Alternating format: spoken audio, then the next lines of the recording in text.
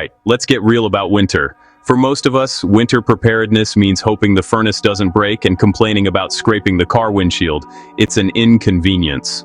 But strip away the modern infrastructure for just a week, a grid-down event in January, and that inconvenience becomes a life-or-death fight against the cold, the dark, and a creeping sense of despair. So, who do we learn from about enduring, not just surviving, not from people who had it easy? We learn from the masters of the hard season. We learn from the Vikings. Now forget the horned helmets. That's a myth. Think instead of a Norse farmer in 900 AD staring down 4 months of near-constant twilight, gale-force winds, and the knowledge that if his preparation fails, his family doesn't make it to spring. They developed a mindset, a psychology of winter, that we've completely forgotten. And today we're going to steal it. The Vikings had a concept called Úthald. It doesn't have a perfect English translation, but it means something like out-endurance, the capacity to bear hardship, or simply toughness. It wasn't about being unfeeling. It was about accepting the reality of the winter as a formidable opponent, and then systematically, mentally, and physically outlasting it. Your first job in any winter crisis isn't to light a fire, it's to summon your Úthald. You must look at the dropping temperature and the failing light not as a tragedy, but as the expected conditions of the battle you are now in. This shift is everything. It moves you from panic to purpose. Let's start with a riddle to see if you're thinking like a Norse scout. I am not a fire, but I capture its work. I am not the sun, but I hold its warmth. I am most valuable when the world is darkest and coldest. The wise store me up before they need me. What am I? Think on it. We'll come back to the warm and toasty answer. The first practical pillar of the Viking winter mindset is what I call strategic acceptance. They didn't waste energy fighting the unfightable. You can't make the sun rise sooner. You can't stop the wind with a shout. So, they reorganized life around the darkness. They became nocturnal, in a sense. Winter was the time for indoor crafts, storytelling, maintenance, and planning. The modern application is brutal but simple. Stop trying to live a summer schedule in a winter crisis. Conserve calories and mental energy during the long nights. Sleep more. Use the brightest hours of the day, however brief, for your essential outdoor tasks. Collecting water, gathering fuel, checking security. When the dark comes, switch to low-energy, high-morale indoor tasks. This isn't giving up, it's tactical energy management.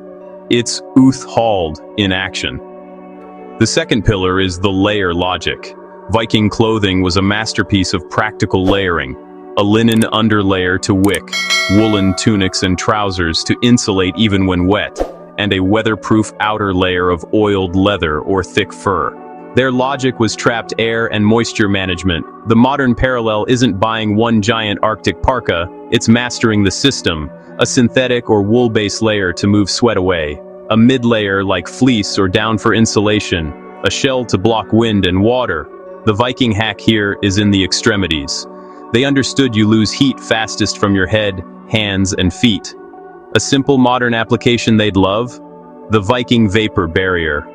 On a brutally cold, dry day, wear a thin silk or nylon liner sock, then a plastic bread bag, then your wool sock. It sounds crazy, but it keeps the insulating wool dry from foot sweat, and the trapped humid air is warm. It's a disgusting, brilliant trick for stationary cold weather watch duty. Okay, riddle answer time. The answer is stored heat or thermal mass. The Vikings were masters of harvesting and banking warmth, and that leads us to our third pillar. The third pillar is heat harvesting. The Viking longhouse had a central hearth, but the real genius was in the stone and earth that surrounded it. Stone benches, earth walls, these are thermal mass. They absorb heat from the fire all evening and then radiate it back throughout the night as the fire dies. You can do this in any room. In a power outage, if you're running a safe, vented propane heater or even a fireplace, place jugs of water or piles of clean, smooth stone near the heat source. They will become thermal batteries. Wrap them in towels and you have bed warmers. This is the essence of heat harvesting, capturing what would be lost. Another hack? The candle lantern under the terracotta pot. Place a few lit candles on a safe surface. Cover them with a small, upside-down terracotta flower pot. The pot will get hot and radiate a surprising amount of focused warmth. It's a tiny, portable longhouse principle. Finally, the mindset piece is critical: the winter watch. On a ship, someone always had the watch. In the depths of winter, against the psychological oppression of isolation, you must institute your own watch. This is a scheduled, purposeful activity. Not just sitting and worrying. It could be the 2 a.m. check of the candle lanterns, the 6 a.m. weather observation, the noon inventory of supplies. It creates rhythm and purpose in a formless, daunting stretch of time. It fights the despair that the cold and dark wants to breed. It is active Úthald. So, this winter, when the storm knocks out the power, don't just see it as a failure of the grid.